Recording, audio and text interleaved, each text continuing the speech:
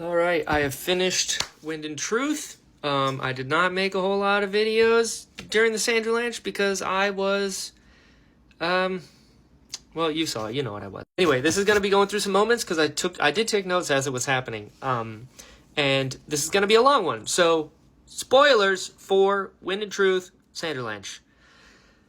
Here we go. And obviously, I'm going to be bouncing around because I just got a shit ton. You know what's happening. This is chaos, all right? You've read the book.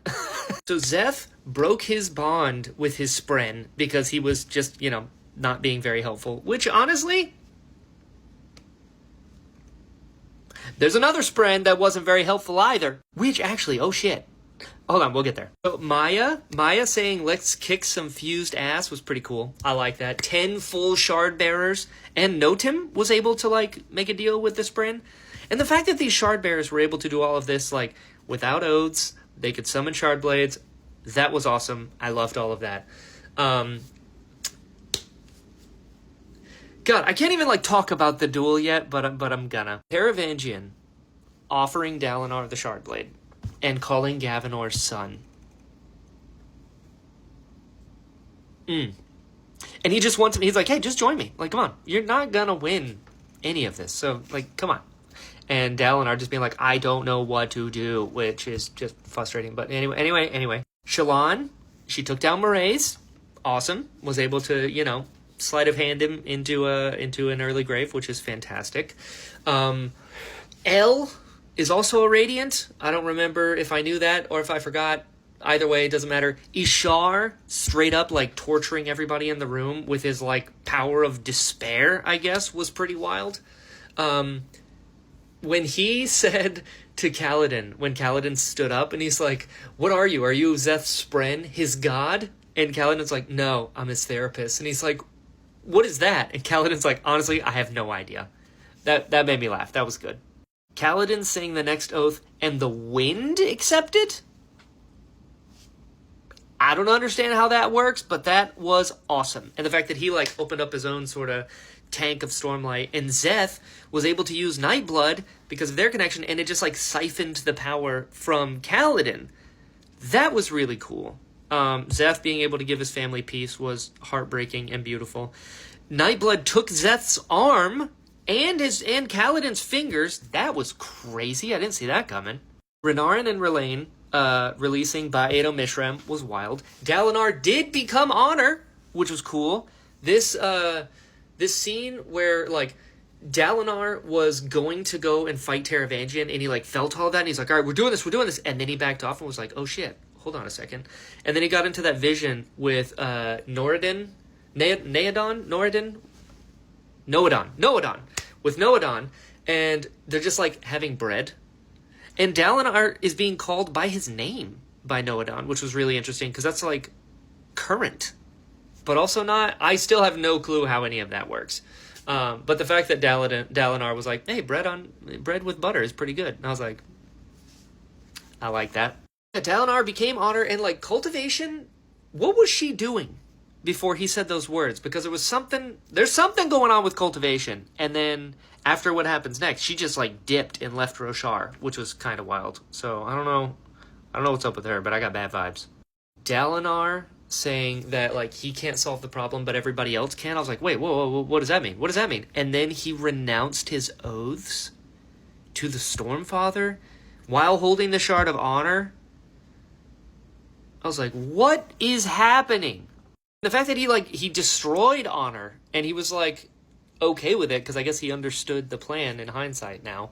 But Taravangian then took the power of Honor and became Retribution. Like, this whole other thing. And so Dalinar, at first I was like, he doesn't trust Taravangian. There's no way. So he got the 2 shards hoping that the other gods would notice, like, oh shit, this is a problem, and they all would have to come and fight, is pretty brilliant. I love that. I love that. I keep, like, getting close to touching this, and it still hurts. But yeah, it was a good plan. It was a good plan. And it worked. Kaladin being able to use his Honor as Deadline again was cool. The Spren are now part of Odium, which is a little wild. Kaladin's a Herald now, replacing Jezrien as the leader. That's cool. I like that. And I like that he, being, you know, the Rosharan therapist now, he can actually help them. I'm still a little confused about the Oath Pact and how, like, I guess because it was an Oath Pact with Odium before, they're like, okay, well, here's the deal. You're going to go back and get tortured, and then when you break, it's going to restart things. But now, because it's not an Oath Pact with Odium, they actually get, like, peace. Which is really interesting. I'm really glad that that's a thing. Dalinar, he's gone. He's gone.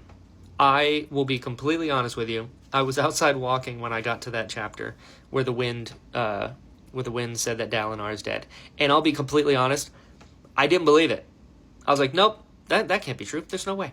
Because he when the storms collided and he got up and it's like he stood up to face the storm, I was like, okay, shit, yeah. And it mentioned that like he got bloodied up. I'm like, that's okay. He can handle it. He can handle it. I was 100% in denial. I was walking outside and I stopped.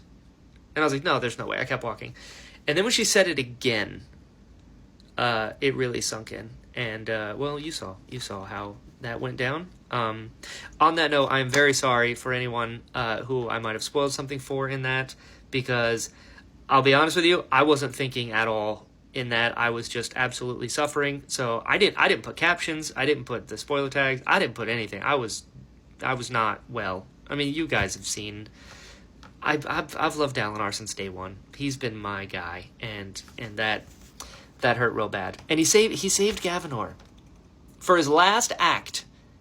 He saved Gavinor, and that's who he is. Now there's no Stormlight at all, which is crazy to think. Like, there's no healing, there's no surges, there's none. Like, that is nuts. And Dalinar got to use his I'd call that a bargain line. It's wonderful. It's wonderful. And now this Blackthorn thing. Like, I understand that Dalinar himself is gone. Like, he got to say bye to everyone, kind of. And then he went into the beyond, like with Vin and Elend and everybody else. I still don't understand this, like, identity and, like, visions and shit. But the fact that the Blackthorn, like, the idea of the Blackthorn, which is not Dalinar, the fact that he lives on and now he'll serve Odium, but that Blackthorn in the vision is like a spren of Dalinar, I guess. I kind of mentioned it in a video, but, like, nobody else knows that, you know? So, like, if somehow the Blackthorn Spren, is what I'm going to call him now, if he goes back to the real world and starts being an absolute monster, people aren't going to think, oh, that's Dalinar. Or that's the Blackthorn. That's not real. They're going to think that's Dalinar and that he, like, is now a champion of Odium. And, like, I hate it. I hate it when that happens. It was like, if anyone ever watched Vampire Diaries, Alaric was my favorite character, which I'm now realizing I should just stop having favorite characters because these creators are just going to break my heart. But yeah, so the idea that the Blackthorn could be used to tarnish Dalinar's reputation even more so, or the new man that Dalinar became reputation, is heartbreaking. And I hope that doesn't happen, but I guess we'll see. And you know what? I just realized I don't have time to talk about all of these things. So I guess we're doing a two-part Sanderlanche thing. So stay tuned. Another one coming right after this, because